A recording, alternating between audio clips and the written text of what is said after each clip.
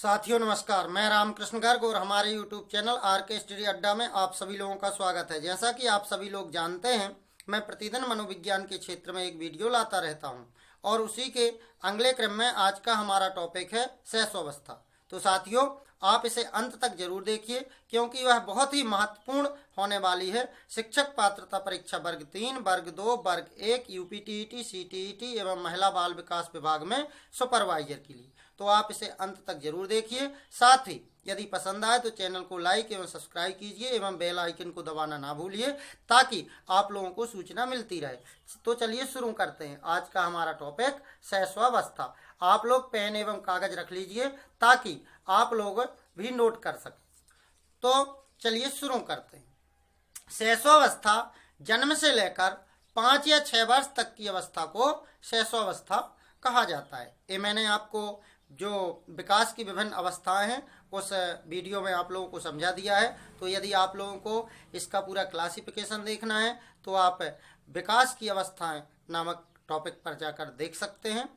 आगे देखें, बालक 9 माह गर्भ में रहने के बाद जब बाह्य वातावरण में आता है तो वह परेशान हो जाता है। सिंपल सी बात है। यदि पूछा जाए कि बालक कब परेशान हो जाता है तो जब 9 माह गर्भ में रहने के बाद जब बालक वातावरण में आता है तो वह परेशान हो जाता है। क्यों हो जाता है?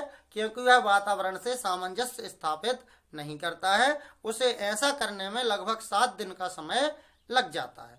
तो इस कारण से जन्म लेने के तुरंत बाद ही बालक का वजन घटता है, लेकिन कुछ समय बाद लगभग 1 सप्ताह बाद बालक के वजन में वृद्धि होना प्रारंभ हो जाती है। तो यहाँ से सिर्फ एक ही क्वेश्चन बनेगा कि बालक में वृद्धि होना कब से प्रारंभ हो जाती है।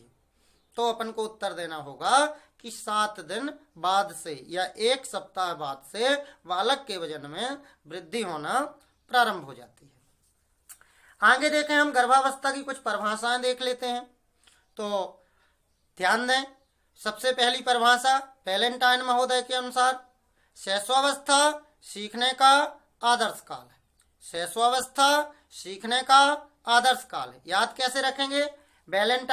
वैलेंटाइन डे एक त्योहार होता है। तो कैसा त्योहार? एक आदर्श त्योहार होता है जिसे सभी लोग मनाते हैं। तो आदर्श वैलेंटाइन आदर्श। तो इस तरह से आप आदर्श शब्द से लिंक कर सकते हैं किसको?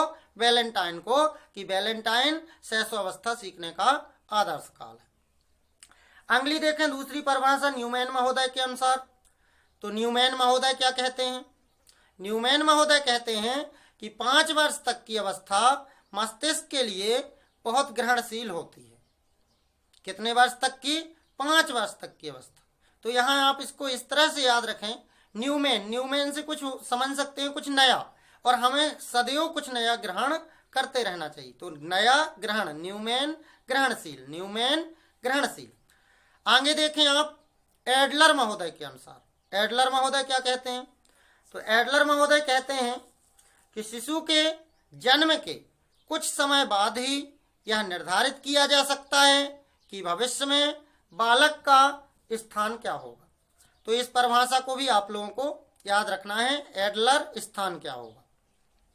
आगे देखें फ्राइड के अनुसार। तो फ्राइड महोदय क्या कहते हैं? मनुष्य को जो कुछ बनना है वह 4-5 वर्षों में ही बन जाता है। कैसे याद रखेंगे इसको? तो फ्राइड इस तरह से इसको लिंक कर लें आप कि जैसे घर में कुछ फ्राई होना है तो हम लोग घर में बोलते हैं कि इसको 4-5 मिनट में जल्दी से फ्राई कर दो। तो 4-5 वर्ष और फ्राइड, मनुष्य को जो कुछ बनना होता है वह 4-5 वर्षों में ही बन जाता है। आपको जो कुछ बनाना हो 4-5 मिनट में फ्राई कर दो। तो इस तरह से आप इसको लिंक करके कि फ्राइड के अनुसार जो कुछ बनना है वह 4-5 वर्षों में ही बन जाता है। आगे देखें जॉन लॉक महोदय के अनुसार। जॉन लॉक महोदय क्या कहते हैं? तो जॉन लॉक महोदय कहते हैं कि बालक का मस्तिष्क कोरी स्लेट की तरह होता है। तो जॉन लॉक कोरी स्लेट, बालक का मस्तक कैसा होता है?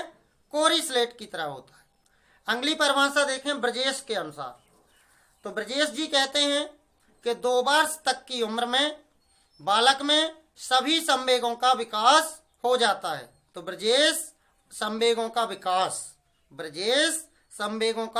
विकास लिंक करना है आपको, बिल्कुल याद रखना है। आगे देखें, गोडेनफ महोदय के अनुसार व्यक्ति का जितना भी मानसिक विकास होता है उसका आधा 3 वर्ष की आयु तक ही हो जाता है। तो इसको कैसे याद रखेंगे? गुड एनएफ, एनएफ अपन सीधे इसको याद कर लेते हैं। एनएफ माने ज्यादा, मतलब ज्यादा विकास कब हो जाता है? 3 वर्ष में ही। मतलब कितना? उसका आधा विकास। जितना भी मानसिक विकास होना होता है उसका आधा विकास 3 वर्ष की आयु तक ही हो जाता है। आगे देखें, ऐसा देखने में आया है और हरलाख महोदय भी मानते हैं कि अधिकांश बालकों की मृत्यु हो जाती है। तो अधिकांश बालकों की क्या हो जाती है? मृत्यु हो जाती है। क्यों हो जाती है? इसीलिए क्योंकि बालकों में मृत्यु दर सर्वाधिक होती है, और मृत्यु इसलिए हो जाती है क्योंकि बालकों का पोषण स्तर सही नहीं होता है। यदि एक नवजात शिशु के गाल को छुआ जाए तो वह अपना मुंह खोलता है, ये भी प्रकृति प्रदत्त है। तो इसे आप याद रखें कि एक नवजात शिशु के गाल को छुआ जाए तो वह अपना मुंह खोलता है, अपने सिर को घुमाता है। बालक की इन स्वचालित गतिविधियों को प्रतिबिंब कहा जाता है। प्रश्न पूछा गया है, शिक्षक पात्रता परीक्षा में प्रश्न पूछा गया है कि प्रतिबिंब क्या कहलाता है? तो स्वचालित गतिविधियों को प्रतिबिंब कहते हैं। जैसे बालक एकाएक अंगूठा चूसना अपने आप सीख जाता है तो क्या है? प्रतिबिंब है। अपने आप मुंह खोलता है, अपने आप मुस्कुराता है, तो ये सब क्या होते हैं? उसके प्रतिबिंब होते हैं। आगे, यदि आप हमारे टेलीग्राम चैनल पर जाना चाहते हैं तो आप हमारे डिस्क्रिप्शन में क्लिक करके पहुंच सकते हैं। साथियों, आपको इस वीडियो को देखकर कैसा लगा हमें कमेंट करके जरूर बताएं, और इसी तरह की परीक्षा उपयोगी व ज्ञानवर्धक जानकारियों के लिए हमसे जुड़े रहें। साथ ही इस वीडियो को आप एक बार पुनः रिवीजन कर लें।